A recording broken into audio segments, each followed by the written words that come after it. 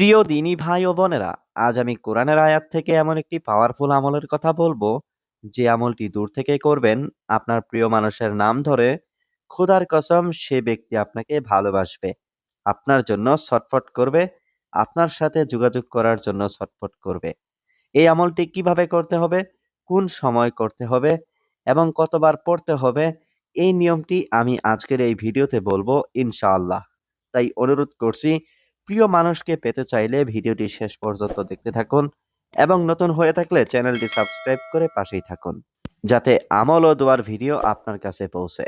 প্রিয় দিনী ভাই ও বোনেরা, কোরআনের আয়াত কখনো আপনাকে ধোঁকা দেবে না। আপনি ইয়াকিন করে, বিশ্বাস করে আপনি আমল করেই দেখুন, ইনশাআল্লাহ আপনি ফলাফল পাবেন। সর্বপ্রথমে ৩ বার ইস্তেগফার পাঠ করতে হবে। যেমন আস্তাগফিরুল্লাহ, আস্তাগফিরুল্লাহ, আস্তাগফিরুল্লাহ, এভাবে ৩ বার ইস্তেগফার পাঠ করতে হবে। তারপরে ৩ বার দরুদে ইব্রাহিম পাঠ করতে হবে। দরুদে ইব্রাহিম না পারলে যে কোনো দরুদ আপনি ৩ বার পাঠ করবেন। আমি দরুদে ইব্রাহিমটা একবার পড়ে শোনাচ্ছি এবং স্ক্রিনে লিখে দিচ্ছি। দরুদে ইব্রাহিমটা হলো, আল্লাহুম্মা সাল্লি আলা মুহাম্মাদ ওয়া আলা আলি মুহাম্মাদ কামা সাল্লাইতা আলা ইব্রাহিম ওয়া আলা আলি ইব্রাহিম ইন্নাকা হামিদুম মাজিদ। আল্লাহুম্মা বারিক আলা মুহাম্মাদ ওয়া আলা আলি মুহাম্মাদ কামা বারাকতা আলা ইব্রাহিম ওয়া আলা আলি ইব্রাহিম ইন্নাকা হামিদুম মাজিদ। তারপরে এই কাঙ্ক্ষিত আয়াতটি, অর্থাৎ সূরা তহার ৩৯ নম্বর আয়াত, সূরা তহার ৩৯ নম্বর আয়াতটি মাত্র ৩ বার পাঠ করবেন শুদ্ধভাবে। আয়াতটি হলো, ওয়া আলকাইতু আলাইকা মাহাব্বাতাম মিন্নি, ওয়া আলকাইতু আলাইকা মাহাব্বাতাম মিন্নি। এই আয়াতটি পড়ার পরে আপনি মহান আল্লাহ রাব্বুল আলামিনের কাছে দুহাত তুলে দোয়া করবেন এবং আপনার প্রিয় ব্যক্তির নামটি উল্লেখ করে বলবেন যে, হে আল্লাহ, আপনি অমুক ব্যক্তিকে আমার করে দিন। তারপরে ৩ বার দরুদে ইব্রাহিম পড়বেন। এইভাবে আপনি কিছুদিন করে দেখেন, যদি ফলাফল না পান কমেন্টে লিখে যাবেন।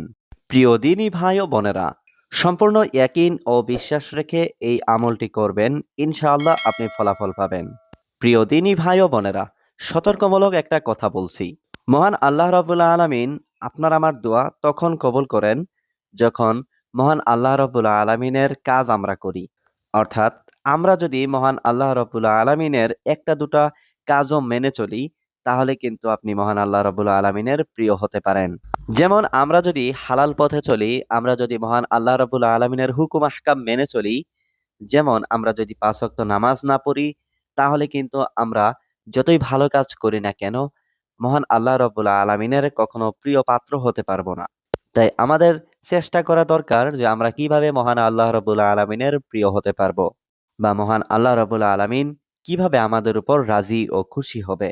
আপনি একবার কল্পনা করে দেখুন, মহান আল্লাহ রাব্বুল আলামিন একবার যদি আমাদের উপর রাজি এবং খুশি হয়ে যায়, তখন কিন্তু মহান আল্লাহ রাব্বুল আলামিন আমাদের যা যা দরকার তাই দান করবেন ইনশাআল্লাহ। তাই আপনাকে অবশ্যই চেষ্টা করতে হবে, আপনাকে পরিশ্রম করতে হবে, কিভাবে আমরা মহান আল্লাহ রাব্বুল আলামিনের কাছে প্রিয় হতে পারবো। তাই আমরা যেন ৫ ওয়াক্ত সালাত আদায় করতে পারি, আমরা যেন ভালো কাজে লিপ্ত হতে পারি, আমরা যেন হালাল কাজে লিপ্ত হতে পারি, তাহলেই কিন্তু আমরা মহান আল্লাহ রাব্বুল আলামিনের প্রিয় হতে পারবো। প্রিয় দিনী ভাই ও বোনেরা, এই আমলটি যারা যারা করতে চাচ্ছেন কমেন্টে লিখে যাবেন, আমি তাদের জন্য অবশ্যই দোয়া করে দেব। যদি ভিডিওটি আপনার কাছে ভালো লাগে তাহলে কমেন্ট, শেয়ার, লাইক এবং সাবস্ক্রাইব করে পাশে থাকবেন, যাতে করে আমল ও দোয়ার ভিডিও আপনার কাছে পৌঁছে। আর অন্য ভাইদের কাছে শেয়ার করবেন, কারণ আপনার একটা শেয়ার অন্য ভাইদের মুসিবত দূর হওয়ার কারণ হতে পারে, আপনার জন্য সদকায়ে জারিয়া হবে।